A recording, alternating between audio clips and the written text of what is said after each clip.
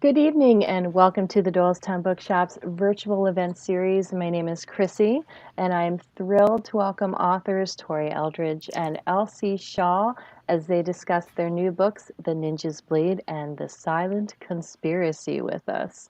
The authors will speak for about 30 minutes, then I will moderate the Q&A portion of the event. You may submit your questions by clicking on Ask Question at the bottom of your screen. If you would like to purchase their books, please click on the Purchase the Author's Books Here button on your screen. All books purchased through this event will include a signed book plate. Tori Eldridge is the author of the Anthony Lefty and McCavity nominated first Lily Wong thriller, The Ninja's Daughter, which was named one of the best mystery books of the year by the South Florida Sun Sentinel. Her horror screenplay, The Gift, earned a semi-finalist place for the prestigious Academy Award Nicol Fellowship. Tori is a Hawaiian, Chinese, Norwegian, modern-day ninja who was born and raised in Hawaii. She holds a fifth-degree black belt in Tushindo Ninjutsu and has traveled the USA teaching seminars on the ninja arts, weapons, and women's self-protection. L.C. Shaw is the pen name of internationally best-selling author Lynn Constantine, who also writes with her sister as Liv Constantine. Their debut thriller, The Last Mrs. Parrish, was a Reese Witherspoon Book Club selection, and their critically acclaimed books have been praised by USA Today, The Sunday Times, People Magazine, and Good Morning America, among many others. Lynn's work has been translated into 27 languages and is available in 32 countries and has been optioned for both television and film. Welcome, ladies. Thank you for joining us this evening. I'm now going to turn this event over to you, and I'll be back for the question and answer. Thank you, Chrissy. Great to be here. Well, thank you so much. I'm really excited to be here because I was here last year in person for the launch of The Ninja Daughter, which was the first book in the Lily Wong series. And of course, I wanted to come back in person for The Ninja's Blade. But the nice thing about having a virtual event is I get to have a conversation with Lynn. So I'm like super excited. So I want to tell everybody why that means so much to me. Because Lynn, you and I go back 9 years. Yeah. I know, right? So we met at what was my first Thriller Fest. And this is long before, Lynn became this superstar international bestseller and her breakout novel and writing with her sister and all this kind of stuff. And, we were just two gals just getting started and whatever. So anyway, when I got my ARCs for the very first time for The Ninja Daughter, it happened to be at Thriller Fest. And I got these two precious copies in my hand. And I see you, Lynn, and I go running over to you. I'm like, Lynn, I got my ARCs. And you're like, oh, I want to read them. And I'm like, I still want you to read them. And I'm like, my publisher hasn't mailed them to me, but when he does, where should I send them? And I don't know if you remember this, but you looked at me and you went, you are seriously not going to give me one of those two books? I do. And I was like, oh my gosh. So the first book I ever autographed in my life was to you. Yeah, and I still have it, and it's on my bookcase in a very special place. Yes. Well, you have to ask for what you want, right? That's like a strong woman. Thank you. Yes. Mine is down. Yeah, I left it down. It's in my bookcase. So I don't have it up here with me, but I was, reading your second one all last week. So yes. It's so fun that we both have these books coming out, same time, September, right in the middle of this pandemic craziness. But it's really neat, and they're both thrillers and they have some things in common, and yet they're so very different. But they're both page turners and they're fast paced, and that's really exciting, I think. Definitely. They both have a strong female. I mean, mine has a male and a female protagonist, but the female is very strong. And she actually she's not as kick-ass as Lily, I have to say.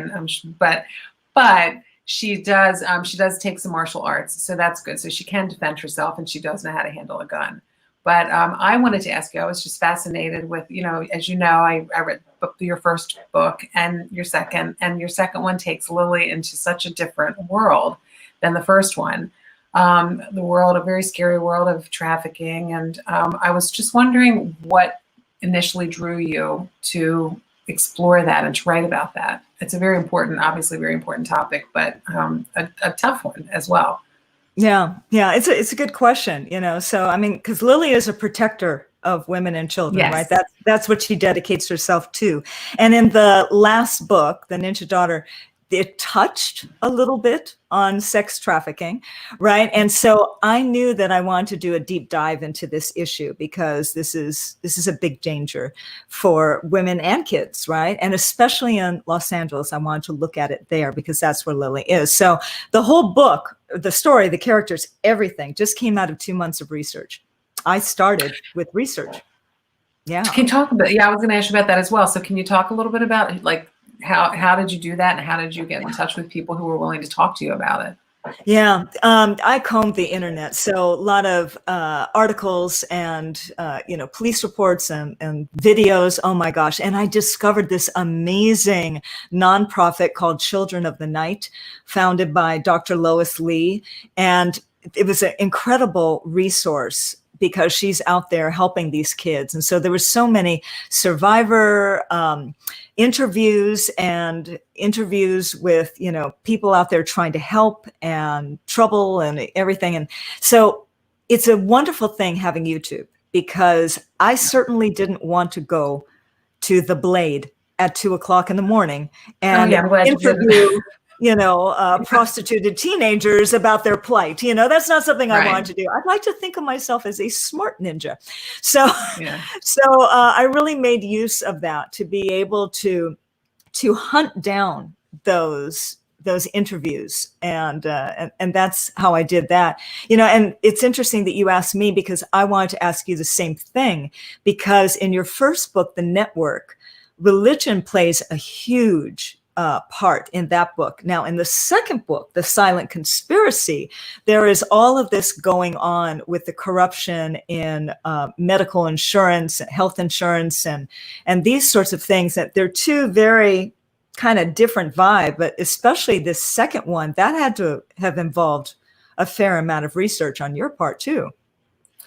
Yes, I mean, some of it was research, and then some of it was like the health insurance aspect was aggravation with my own experience of just when you need nothing bad, but just needing like an MRI, say, and you get turned down, and it's like you have to jump through all of these hoops, and it just got me thinking about and other people that I know who had more serious issues that couldn't get the tests that they needed or the treatments that they needed. I mean, I think it's an issue that's been going on for a long time in this country, and it seems to me that it's gotten worse.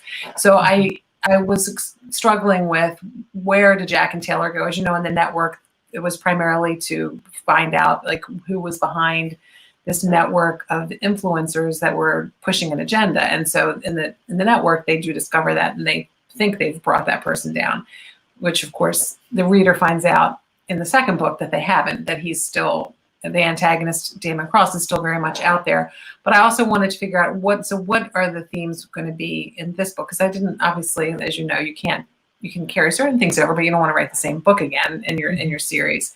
So that was one of the things, because I do think that that's a big issue.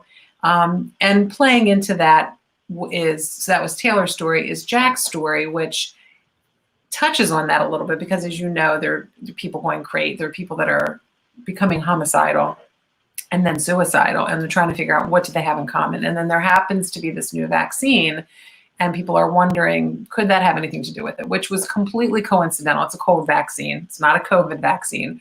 But of course, the book comes out now where there's all this talk of a new vaccine. So I'm sure people are going to wonder if it was completely coincidental, not intentional, no commentary on whether or not to take a vaccine or not, but just kind of looking at the convergence of like science and business and politics, and how all of that can come together either for a good purpose or for a bad purpose. Yeah, see, I like diving into these really topical, important issues and, blending it in with exciting entertainment. I mean, part of the reason that I really wanted to, the whole issue of these prostituted teens is, and I say it that way because they're not child prostitutes. There is no such thing. You can't choose sex work if you are too young to consent, right? And so that's why I say prostituted teenagers and child and traffickers. And this is a whole situation that I really wanted to bring to light, and that became very important to me as I was doing this research, because as I'm listening to all these stories and these plights, it's becoming very apparent the different ways that our children are at risk, all of our children, not just certain children, and the way that they're lured, tricked, coerced, forced, kidnapped into the life, and all of these insidious ways in which these traffickers do it. And from this research came all of these fictional characters. They just started to appear in a way that they collectively told this whole story. And of course, these, the traffickers that were involved. And so I fell in love with all of these sub characters that weren't in the first book that just came to life. I mean, Dala and Ana Lucia and Josie and Sherelle, and, they just, oh my gosh, they all just, started speaking to me. And from there came, the plot.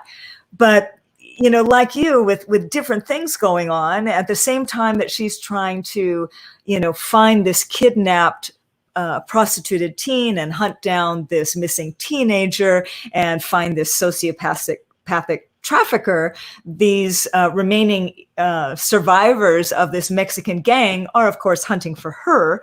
At the same time, her grandparents are coming in from Hong Kong to make her mother's life a living misery. So, I love her. Oh, I love the grandparents, and I loved all of their expressions. And I mean, I fell madly in love with them. They were just wonderful. And it was so nice. Yeah. I mean, they were really very endearing. I wish I could have had a lot more of them. I know that her mom's going to Hong Kong for book 3. So hopefully the grandparents will be more prominent in that, because they were so heartwarming. And that whole thing too, the family issues. I wonder, I mean, we know that Lily carries this great amount of guilt for not saving her sister in book 1, and how much did that seems to influence her in her risk-taking behavior and sort of not feeling maybe worthy of love. And I noticed too how she's got this voracious physical appetite for food. And I wonder, she is also bicycling around, 18 miles. So of course she's working up an appetite and she's so skinny, but is that hunger for food like a metaphor for her hunger for love? Is that something that you did intentionally, or because it just seems like she's, in need of that? What a wonderful observation. I've never had anybody ask me that.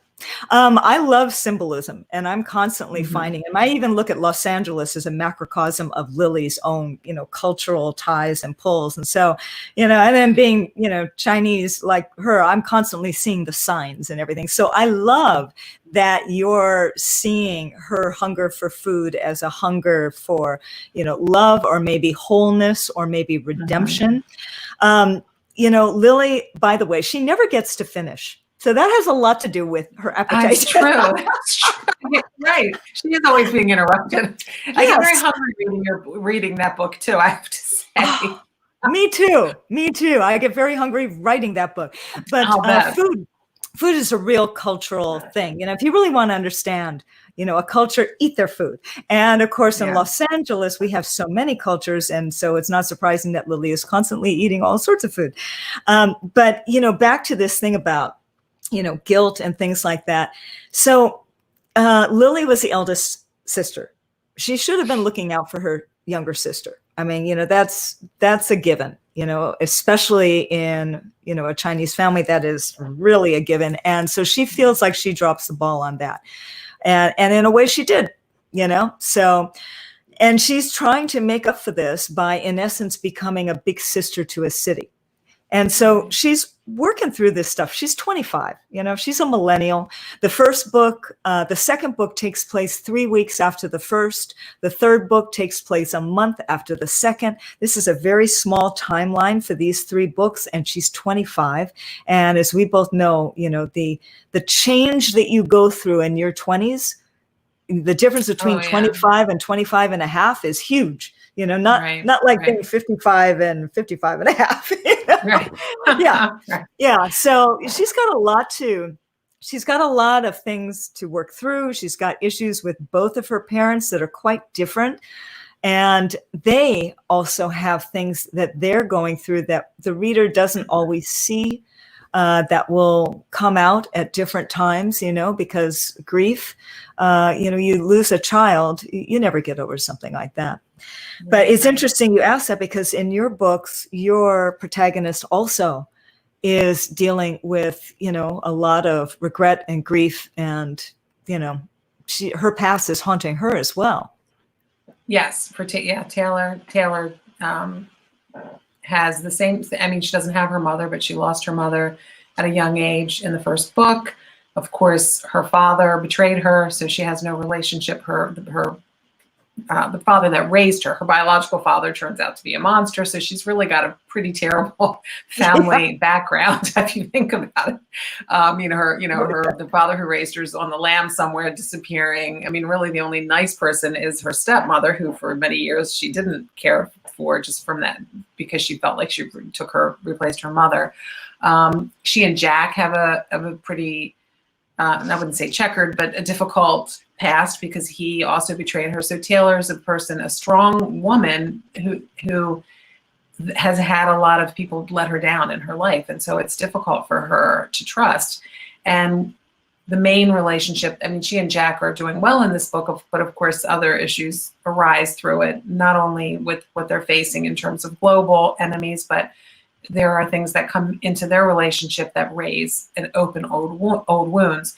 But the primary thing is her son. So she finally, she in book 1 was pregnant when they were on the run. It was a high-risk pregnancy. She had a lot of miscarriages. So this was a child she had been planning and trying for a long time. And in book 2, The Silent Conspiracy, their son Evan is 18 months old, and she just can't shake this fear that something might happen to separate her from her son or to hurt her son.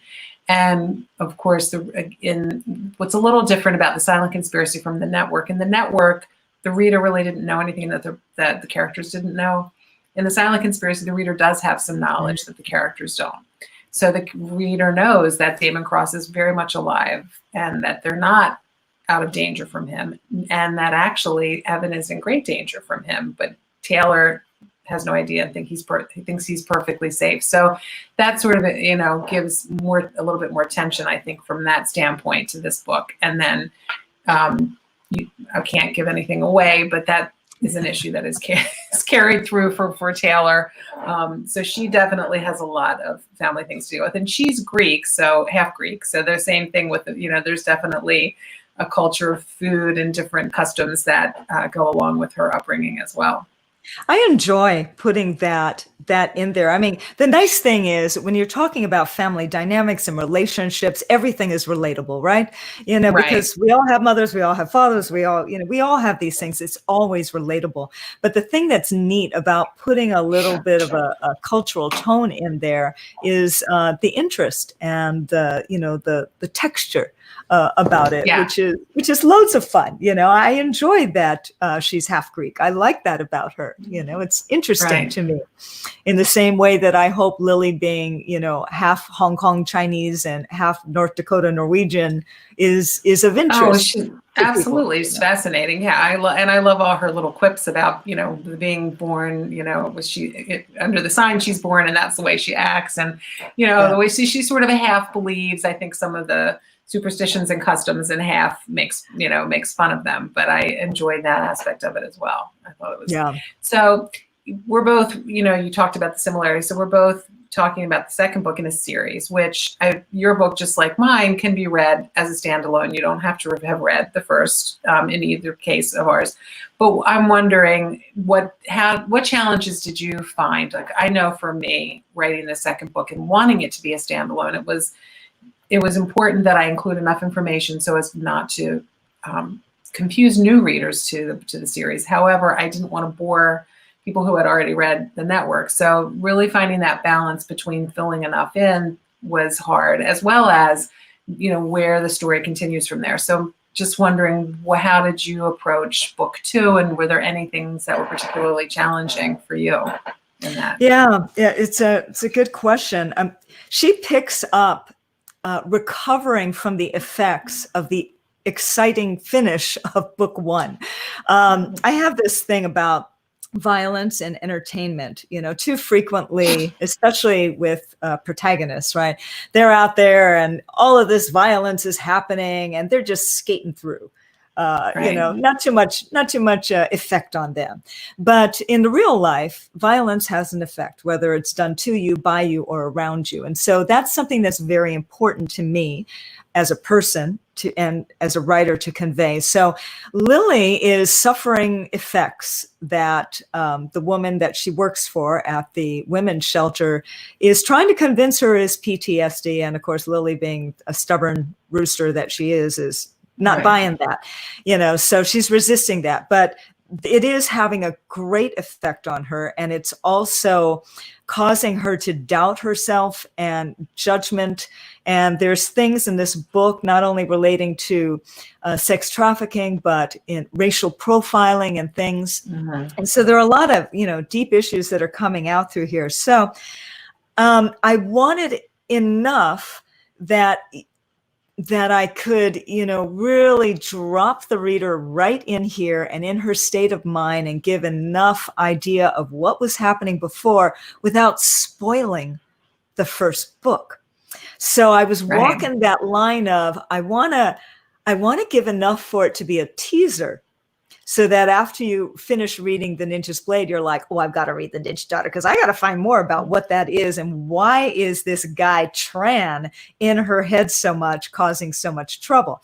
I want you to go back and want to read that book, but I don't want to spoil the book for you. So that was a big problem. Did you run into that as well? Or No, that's a very good point. Yeah, I mean, that's, and then in some cases, I don't think you can spoil it, but the one spoiler would be, for reading The Silent Conspiracy first, is the whole Damon Cross, which is, not the main thing, but I mean, that is a surprise at the end of the network that when you get to The Silent Conspiracy, you already know. But yes, it is just putting enough information. And I have had people say to me that they've read The Silent Conspiracy first, and then they went back and they really enjoyed the network. So I do think, that it works. But you're right, it's a delicate balance to try to figure out how to do that. And to drop them in, so they're right there with the family and Jack, and that they feel like, oh, okay, yeah, all right, I'm up and running. I got a sense of these people, or in Lily's case, her family and everything.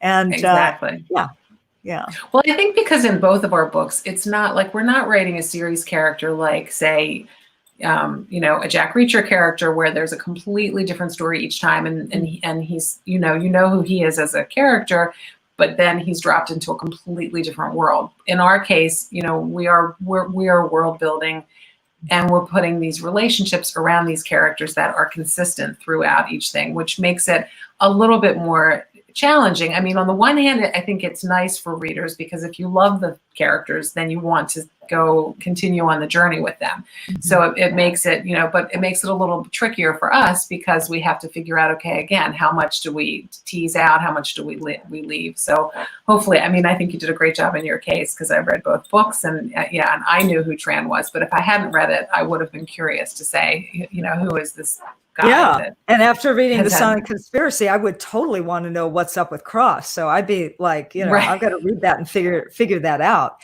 But you're right. It is quite different. It's not like, reading a dirt pit novel from, Clive Cussler or something. It's like, oh, what's the next adventure? Yeah, it really, you're right. It really is an arc. And so, there's even a love interest. There was a little bit in the Ninja Daughter. There's a little more in the Ninja's Blade. And there'll probably be a little more in the third book that's coming out in September when she goes to Hong Kong.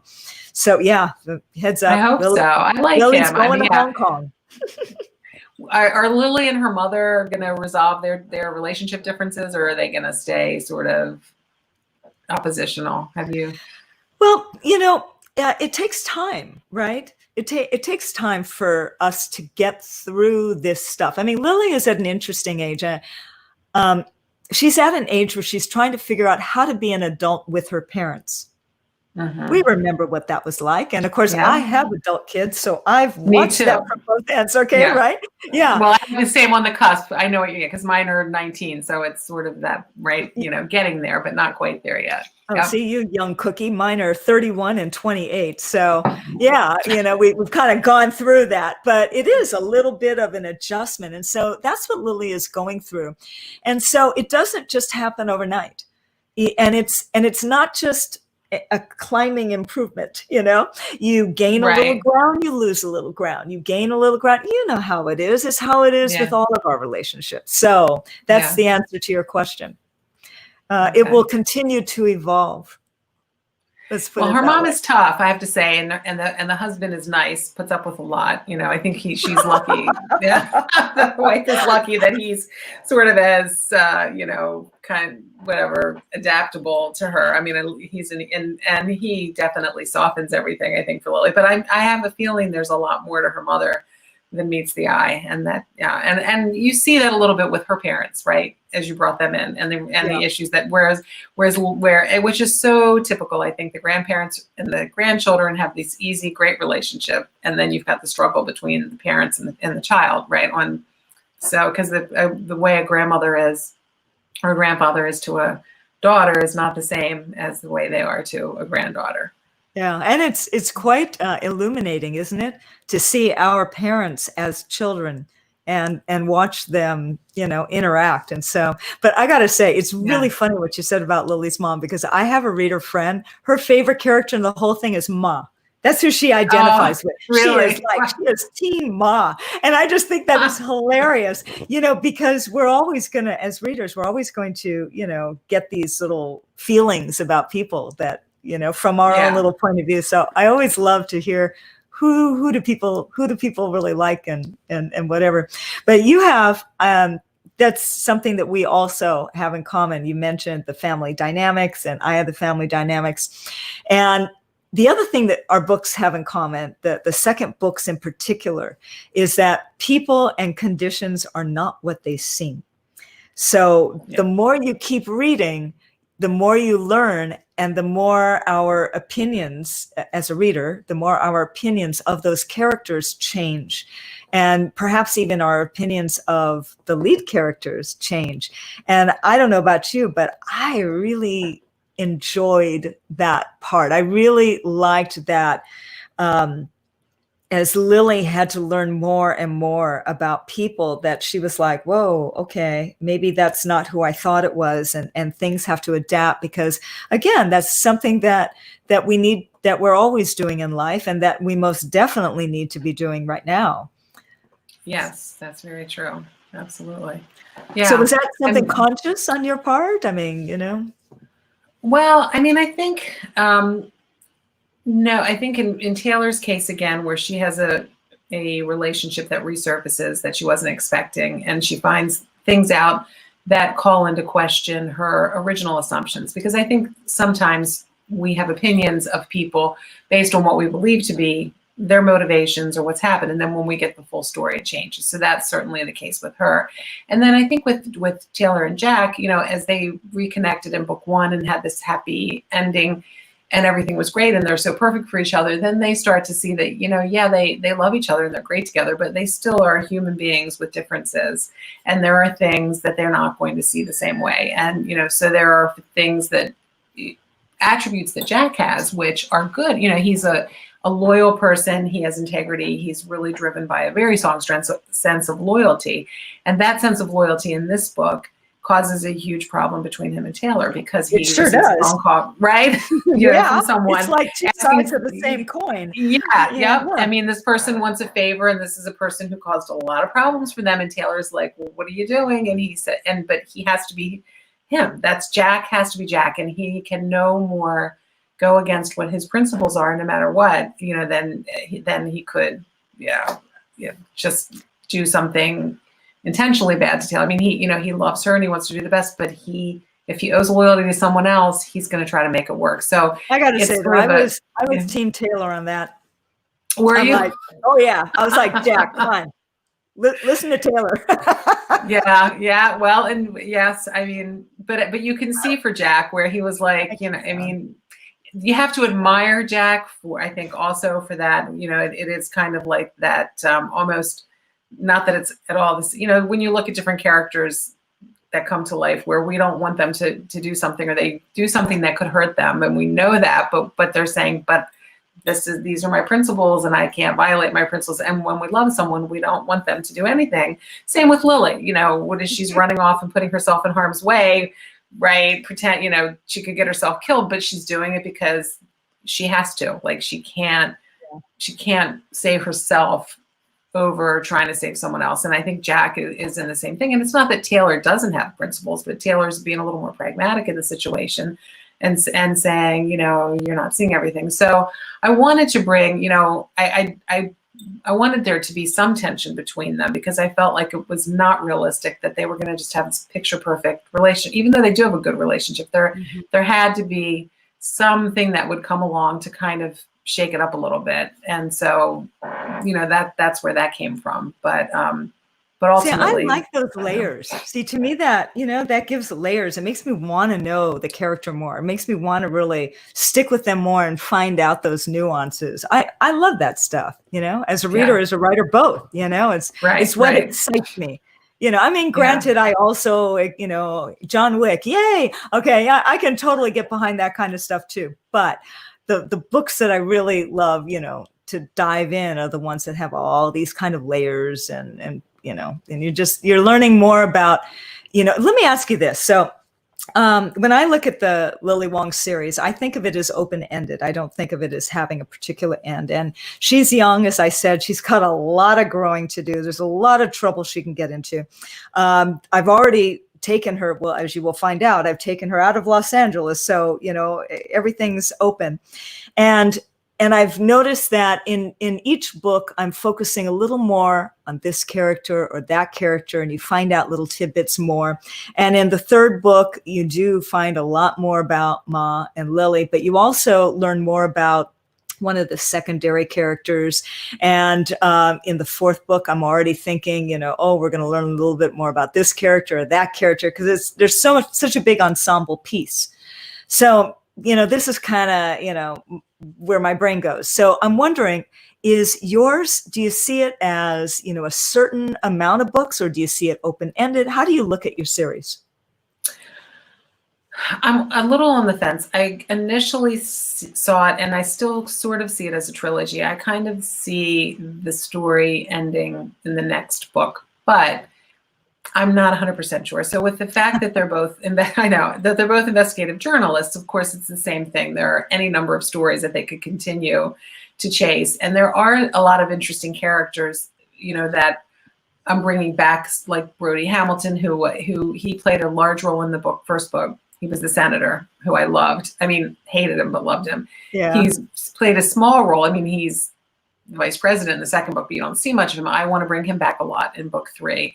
And then there's a new character, as you know, Scorpion, who I want to bring out a lot. So even if Damon is defeated in book 3, there is room to continue to go on with some other characters.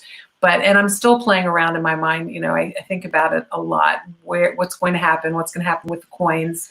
As you know, the 30 silver pieces of Christ, which they play a huge role from book 1 to book 2, and this quest that Damon has to find them. So, you know, we end the book where he's trying to get his hands on. He's got 20. And I won't say where the rest of them are. I don't know whether that particular story may resolve itself, but then Jack and Taylor will continue, or whether I'll just wrap the whole thing up. So I'm open at this point. So what do you think what are the pros and cons of writing a series and writing a standalone? Well, I mean, the pros, the pros of writing a series are the fact that you already know the characters and they're already drawn out. So that gives you a big head start. And I think that leaves a lot of room for further character development, which is one of the things that I'm seeing so far in the reviews, is that people feel the character development is good because, you know, they're getting much more well drawn out because I've known them longer. Right. And I think the cons are keeping it fresh, making their story have something new. Whereas when I write a standalone, it's a whole new story, it's a whole new cast of characters, and it's exciting, but it does take a while, you know, to get to know all of them. And if you like the characters as I do in this, the pro is that you get to spend more time, because I was really excited. It had been a while. I was really excited to get back to spending time with Jack and Taylor. And I missed some of in my other books, I definitely missed some of the characters. So I think would be fun, you know, but I'm not so sure that any of them really lend themselves to sequels, although I will tell you that there is a prequel coming out to The Last Mrs. Parrish short story. That was a lot of fun to write. Yeah, so that was all about Amber, and it's an Audible. Did you say a short original. Story? It's a short story. It's an Audible original coming out. Hopefully, I don't have a release date yet. Hopefully, the end of this year. It's going to be called The First Shot, and it's a Amber story prequel to The Last Mrs. Parrish. So I'm all over that. That was really that was really a lot of fun to do. So yeah, I think like I said, that you know you have a place to start and you have a place to go, and you know these people. So I can only imagine, especially if you continue with Lily. I mean, you have so many places you can take her, and her evolution can be a pretty interesting journey, as long as you don't get tired of her. That would be right. So yeah, I'd keep writing her as long as I'm inspired to write her, and as long as people want to read her. But she's, you know, she and her whole family and her extended family of friends and things. You know, I guess I have to think of it. It's like a television series, right? You know, it's like you get to know these people and you want to hang with them. You know, no matter what they're doing. Yeah. So I would agree, definitely. Yeah. Yeah. The other thing I wanted to ask you about, you were mentioning how the second book, the reader knows things that the characters do not. But in the first book, we're discovering them. But both books were written in a close third person, or a third person. Yes. Right? Yeah. Mm-hmm. So I'm trying to think back. I believe also the books that you write with your sister are also third person, right? It's a combination. So even in the network, there was a character that was written in first person, Maya. She was actually written in first person present. Okay. Which is not a point of view, right? I use a lot, but her urgency, she was in a situation where she had been abducted, so it fit that situation. And with Valerie and me, it depends. So like The Last Mrs. Parrish was written third person from Amber's perspective, and then in part 2 it was first person for Daphne. And we, a lot of times, if we're not sure, we'll write a couple chapters in different points of view and see which one resonates with us. Third person is predominantly what we choose, but we've done both, you know, and usually third person past. And yeah. Well, it has a lot more freedom, you know, because you can look at things from a whole bunch of different directions. The Ninja Daughter, the one before The Ninja's Blade, although it was the first book published, it wasn't the first book written. And the first book that I wrote was in a close third person. And, you know, since then, there have been other books. So when I look at, you know, now I have, let's see here, 4 completed books and 2 books in process. So there's enough there to kind of look and see a trend, you know? Yeah. And Lily is the only one who's in first person, but there was no doubt about it. She had to be in the first person. It was that kind of a book, that kind of, she appeared to me in a short story and it came out in first person. And I had an idea of where the short story was going. I knew there was a hook. I knew there was this kind of ninja quality about it, but I didn't know it was Lily Wong.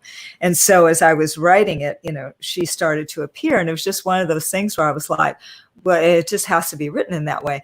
But at the same time, I was thinking, well, that means I'm not going to be able to go anywhere where Lily isn't. I can't go into the den of the bad guys. I can't, can't do all these different things. And it was like, am I going to be okay with that? And, as it turns out, I was, there was a lot of, I was gonna say, would you ever consider adding a second perspective to the Lily books where you could be third person? No, I would always. I don't think so. To alternate. I think she will always be in her first person. Other books, on the other hand, that's a different story. No, I didn't mean that she wouldn't be. I meant, would you ever bring another point of view? So you'd have a Lily chapter and then a chapter with somebody else. That's what I meant. Right. No. I think the only way that I would do that is if I did say I gave a book to another character, or I did a short story for another character, in which case I'd have to decide whether I put that character in the first person or if I did it as a third person. That's kind of the only variable in there. Yeah. So yeah, I don't know. That could be kind of fun. Yeah, exactly. Yeah, there's the possibilities are endless. Yeah, I mean, I have a lot more points of view character in the network series. Like when Valerie and I write together, it's usually just 2, maybe 3 points of view at the tops. Yeah. But I don't even know. Maybe what are there, like 6 points of view? I think in the side, because you've got Taylor, Damon, and Jack. They alternate, and then you have Leonard, and then I think maybe one more. Yeah, and then you have.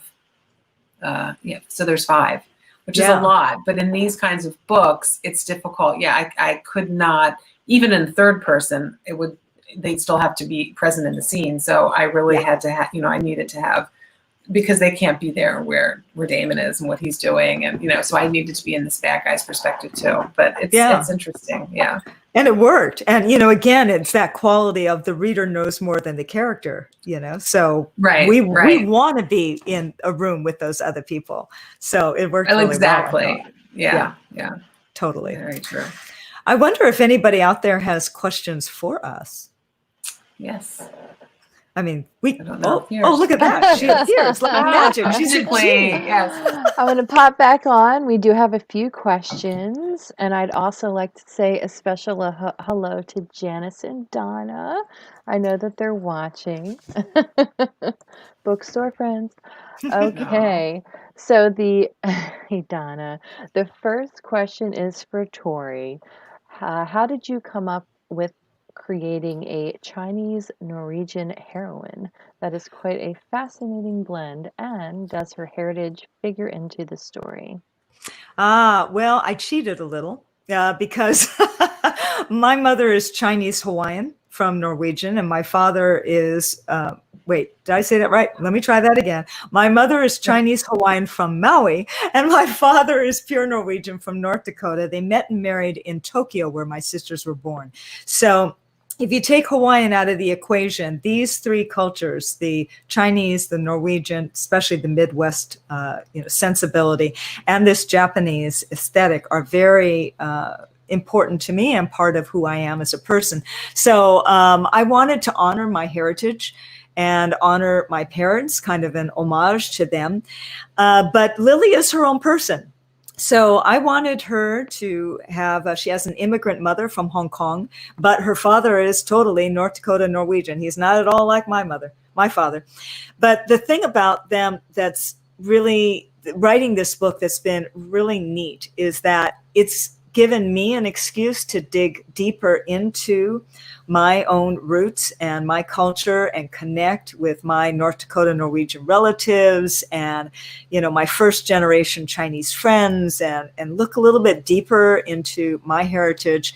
And so these characters came from, I would say, a deep cultural well. So they're not me, but I had a lot to draw from. Okay.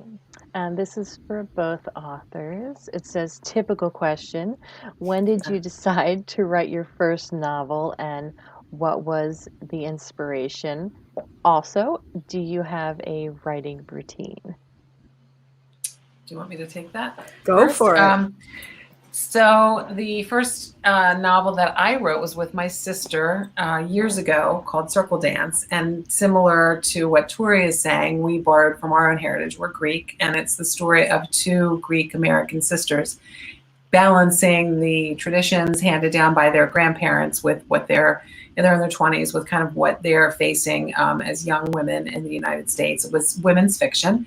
And the motivation for it was we both have been avid readers from the time we were small. Our mom and our aunt, we would all read the same book and sort of have a little book club.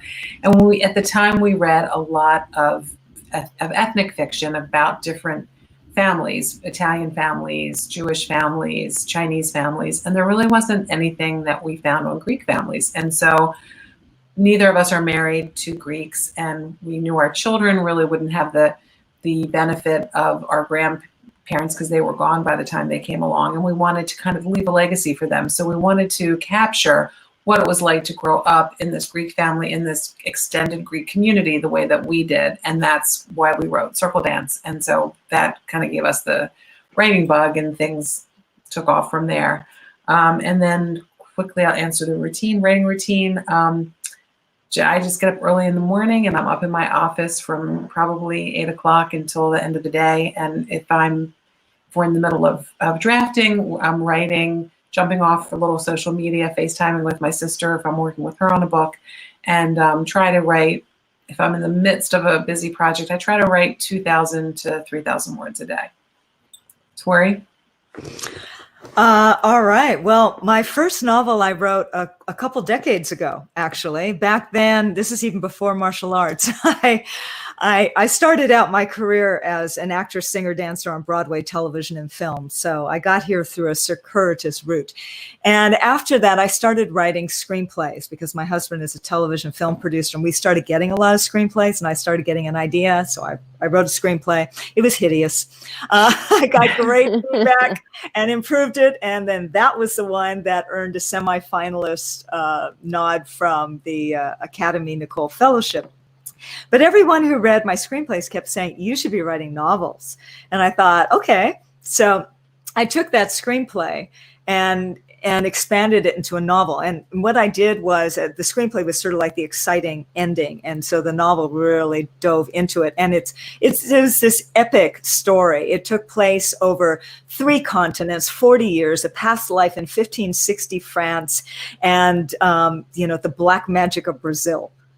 Really not crime fiction, right? Totally other thing. And who knows, I may have some exciting information to tell you about that soon. But so I wrote this novel and I finished it. I loved it. I started to submit it.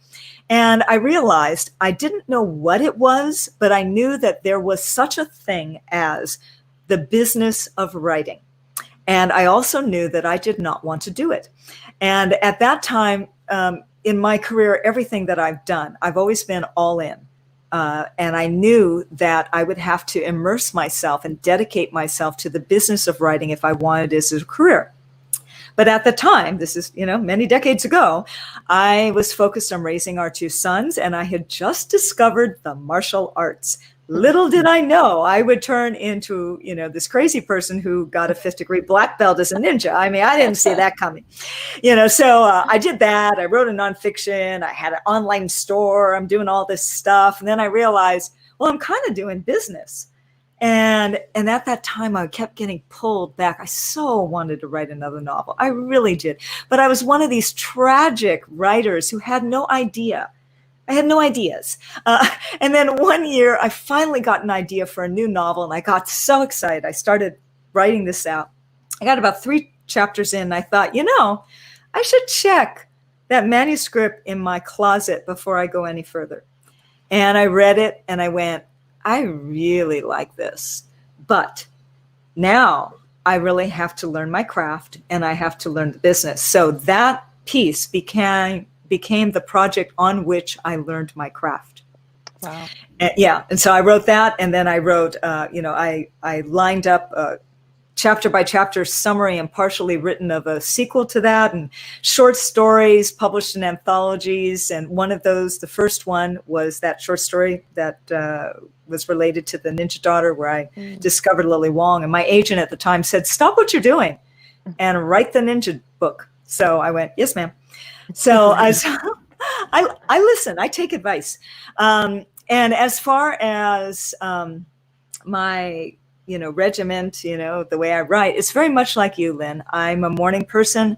I wake up in the morning, I get started right away. That's when I'm most creative. So the hardest thing for me is to focus in on the creative writing. That's the hardest stuff. If I could get out 2,000-3,000 words in a day, I would be so happy. So, I'm real, I'm a little envious of you, my girlfriend.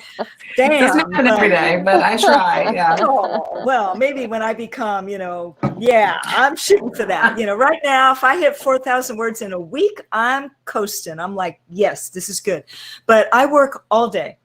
And I have for those 9 years. I dedicated myself. I switched over. I retired from teaching martial arts and training, and I said, I am going to write full time. I'm dedicating myself to this career. So all day, every day, usually 6 days a week. With the pandemic, it's more like 7. Right, same, yeah. Wow. All right, we have another one.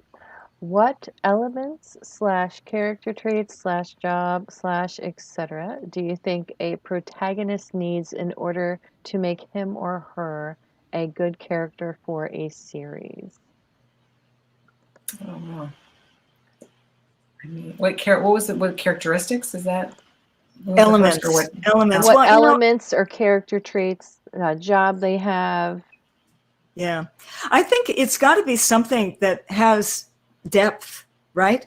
It's got to have enough layers and depth so that it can support an entire series and bring you coming back for more. So it's not enough like for a standalone where, you have kind of this idea, well, hopefully it's a deep character, but still you can get away with it, right? Because especially if it's action oriented, because it's plot driven and they're doing all these exciting things.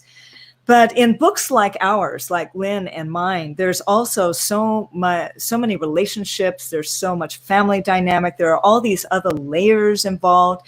And so we have to be able to have a character that's deep enough to keep wanting to dive and learn more and learn more and learn more. And so I think it helps to have, you don't want them to be living in the village of the happy people. That's for sure. They can be happy people and all, but they got to have some stuff going on in the background, right? Because otherwise we're going to lose interest in them real quick. It helps to have something, I think it's really fun that Lynn's characters have this, Greek, quality and this very unusual background and history. And of course, mine have a very distinctive, cultural element. And I think it's also really neat if you have a character who's uncommon in some way, perhaps to the genre, perhaps to the story. Like, for instance, Lily is, a protector, right? She's a hero protector, a modern day person. But, she's not like a John Wick, a Jack Reacher, Die Hard. Her family wasn't wiped out and she's not on the warpath for revenge. She's living right there with her family. In fact, she lives on the second floor above her North Dakota Norwegian father's Chinese restaurant. And so you get something that's a little off, like a little quirky, and that makes you go, wait, what? She's not an alcoholic? Or, right. Her parents aren't wiped out? That's kind of unusual. And I think things like that give you a good starting place. Right. And I think I do. And I think, also it depends in terms of a career, something that has the flexibility to offer versatility. So, if you're, whether it's as in my case, they're journalists, so they're coming across different stories. If you have obviously a private investigator, you could have a psychologist. That could be very interesting, depending on, a forensic psychologist or a regular psychologist, any kind of a career path or situation that puts that character in touch with a lot of different situations. And people can make really for an interesting character. And I think, or series character. And I think whether they're, obviously everyone's flawed in one way or another, but I think you can make a character interesting by either their temperament, by their family situation, by their job, anything like that. Or you're even like, if you look at like a House, where he's very much sarcastic and emotionally cut off, but he's brilliant. So that's kind of his thing. And he can do things that no one else can do. So if there's something maybe unique about your character, where they might not have to be likable, but they have something that other people don't have. Okay. And I have a few questions I like to ask, if you don't mind. Of course. The first one I really like to ask is, what was an early experience you had that where you first learned that language had power, that your voice as a writer has power? Oh, I think I was in high school, actually. My father language meant a great deal to him. He wasn't a highly educated person. He graduated high school and then, enlisted into the Army. And when he tried to go into college, he was told, "I'm sorry, son, but you don't know enough to be taught," So he was a self-taught man and ended up having, multiple, different vocational careers in his own business and things like that. And he was an avid reader. And dinner time used to be debates. He would love debates. And so we were kind of taught that at a young age, to be conversing with adults. And it was one of these things where you could change the course of your teenage life if you put in a good argument. So it was really, there was a lot to that. And the other thing was, I remember having a lot of angst at that time with my mother. Oh gosh, isn't that surprising? And I was writing a lot of poetry. And that was like, I thought it was going to be the next Susan Polis Schultz. And when you write poetry, right, all those words matter, and the musicality of it and the cadence of it and everything. And I think that may have been my earliest time in falling in love with language. Yeah. I mean, I think for me, again, just being such a reader and books have always been so transformative for me. And I can't think of a time in my life where I didn't have a book with me, whether it's just on vacation or being home, or that was always the go-to. And similar to Tori, my father was very, very bright, very smart, I didn't have a college education, but was self-taught. And I remember coming home in middle, I guess was junior high then, it wasn't middle school, with my vocabulary lists that needed to be defined. And I wouldn't even have to go to the dictionary. I would just ask my dad and he'd give me all the definitions. He knew, and I was just always so impressed by that. And he was very articulate. He was a radio announcer. I mean, he actually worked at the White House for a while. So, I mean, his lack of a formal education didn't hold him back, but yet the written word and his reading and just what he got from that is what propelled him. And so books have just been really paramount, in my life in every way, from reading them to decorating. I remember when we moved a couple times before where we are now, and the mover came and he was saying, "Oh, it's so nice to see a house full of books, because you can't imagine how many places I go and no one has any books anymore." And I was like, and I can't even imagine, like, I'm just always surrounded, by books. So, yeah. I think that's where it comes from, just the love of books. Yeah, I think all of our houses, you could see my one bookcase behind here, but right. It makes for a great backdrop. Yes. Something else I do like to ask, have either of you been on any literary pilgrimages? No, I have not. I have not been. No, I don't think so. You have any recommendations? No.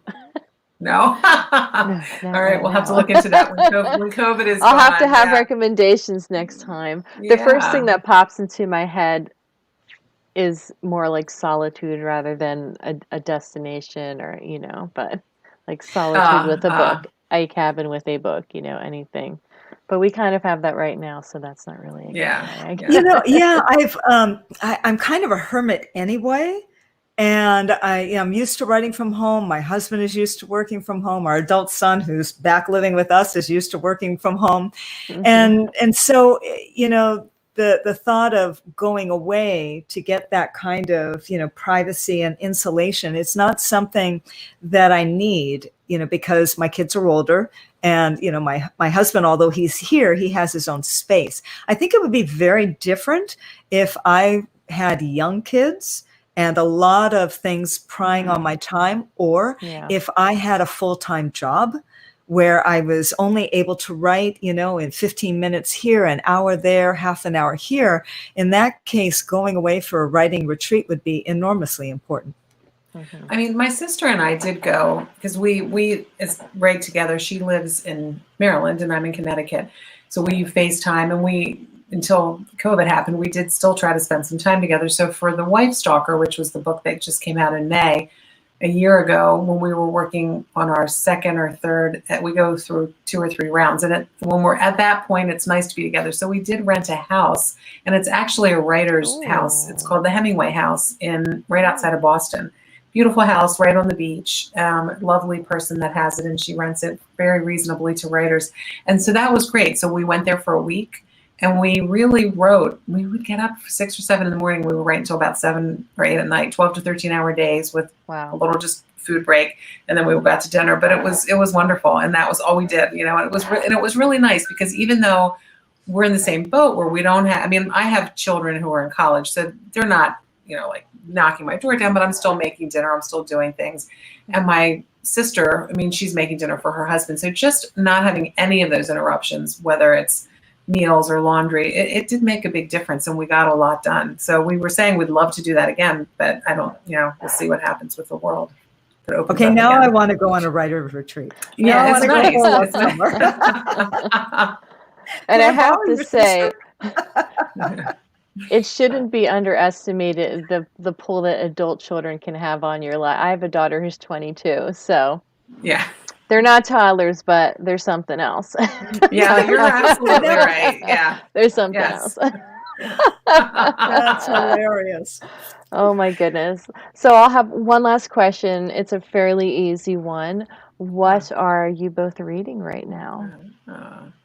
I am reading, I don't have the name, I'm reading an advanced reader, which is, I'm so absorbed in, I think it's just one look. I just finished, of course, Tori's, and then I finished Wendy Walker's Don't Look for Me recently, which was amazing. And that just came out the same day as The Silent Conspiracy. Oh, cool. Yeah. I'm always reading and listening. So, and they're usually different books. So I'm listening to the end of Final Option, written by, Boyd Morrison and the late Clive Cussler. And that's loads of fun. And I'm starting the arc of Jonathan Mayberry's Ink, which is very cool. And I'm so excited about it because he's going back to Pine Deep, and that's super fun. And I recently listened to the audiobook of, Mexican Gothic by Silvia Moreno Garcia. Ooh, that was so good. Wow. Yeah. So, and, Blacktop Wasteland, SC cost. Don't get me started. You know what? Now that you said that, and Tori, you might like this one. And because I'm not out and about that much, I've got to, figure out how to listen to the audiobook, maybe just sitting outside. But I downloaded Becoming Bulletproof, which I just started. I've read a couple chapters, which was really amazing. And she's one of the only female Secret Service agents ever to serve. And it's really good. Yeah. And it's all about becoming bulletproof in terms of, psychologically, physically, all of it. So as a ninja, you may want to take a look. Yeah. I just need to find the time.